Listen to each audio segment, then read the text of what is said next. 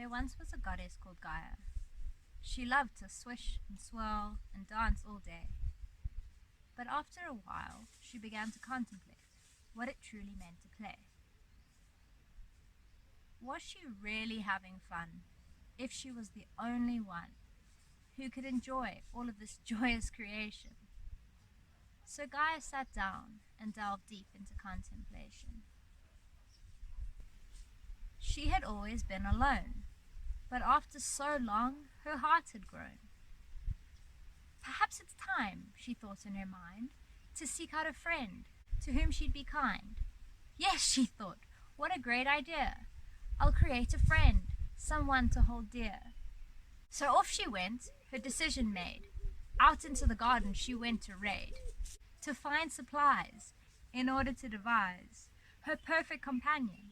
He would be a real champion, a mighty strong man with a golden suntan, and a heart so deep he'd be able to keep all of the love that she had been growing. You see, Gaia created man without even knowing. A twig from over here, a log from over there, some luscious green moss would suffice for his hair.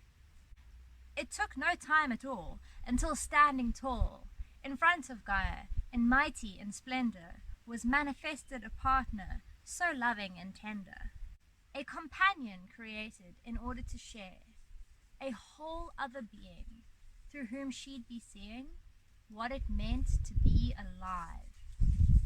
You see, Gaia had been playing since the beginning of time, and now she could share it. How mighty sublime.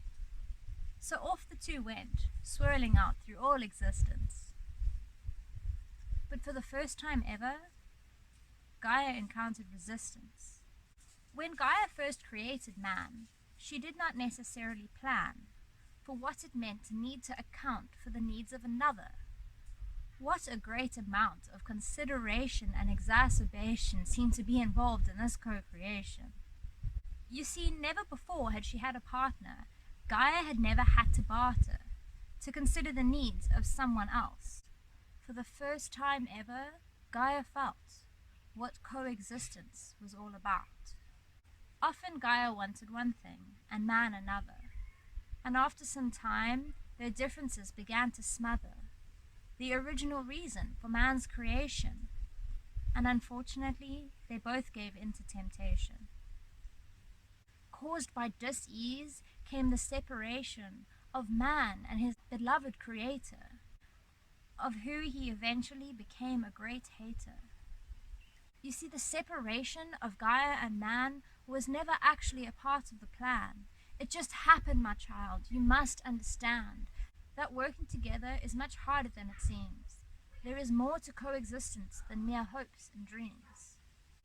Many hateful eras passed. All sense of natural order had been lost. Man and Gaia had all but forgotten what life was like before it turned so rotten. But one fateful and quiet day, a gracious young woman went out to play. Corn husks underfoot and toe, as she danced she did not know. She twisted and turned, and she tumbled and stumbled into a man's arms, gracious and humbled. As he looked into her eyes, it all came back. What a great surprise. You see, what it was that they remembered that fateful day in late September was that true love ought to be based in equanimity. The differences that had torn them apart were actually blessings from the start. You see, Gaia had created this companion in order to learn about true compassion. And what that meant, they could finally see, was to value things entirely different to me.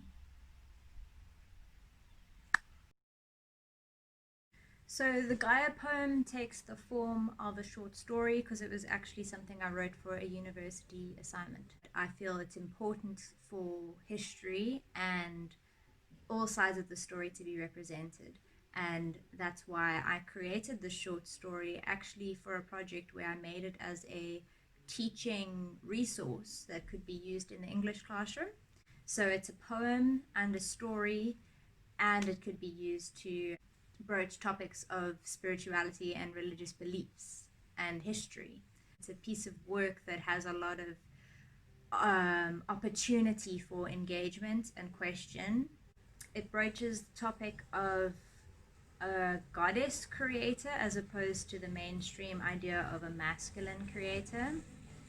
The creation story has been kind of told many times, and I feel that the mainstream completely overlooks the fact that the majority of Earth's civilized history, the mainstream culture was actually based on goddess worship. The idea of a masculine godhead is actually very recent. Spirituality has taken this very fear-based turn, but the goddess worship religions were very much about feminine empowerment and connection to the earth. So Gaia is a name that is used for Mother Earth. It's the goddess, but I mostly just call her mum now because that's what she is. She's our mum. So this poem actually came from a dream about the struggle between the masculine and the feminine, and how the feminine was kind of sucked in one direction and the masculine kind of ended up going in another direction. And this dream was about them remembering and returning to one another. I believe in the divine masculine and the divine feminine, and then the union of the two.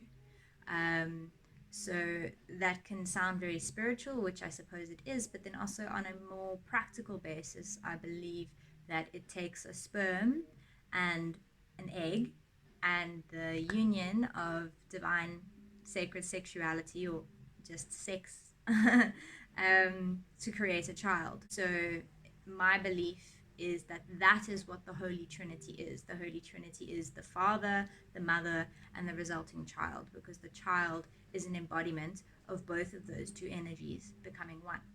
So I do believe in the goddess and a godhead and in the union of them. And I believe that we on earth are the embodiment of the union.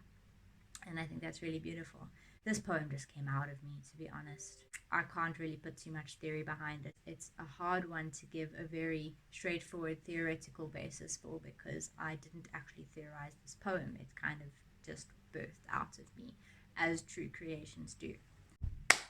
Behind the Gaia poem, bitches!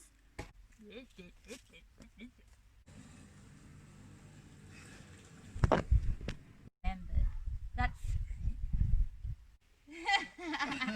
was never actually a part of the plan. It just happened, my child.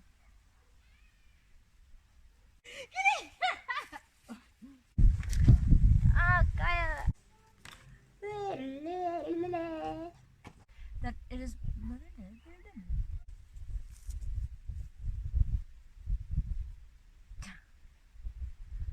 Because I guess I've kind of been a closeted goddess believer in her. What's up? Seems good.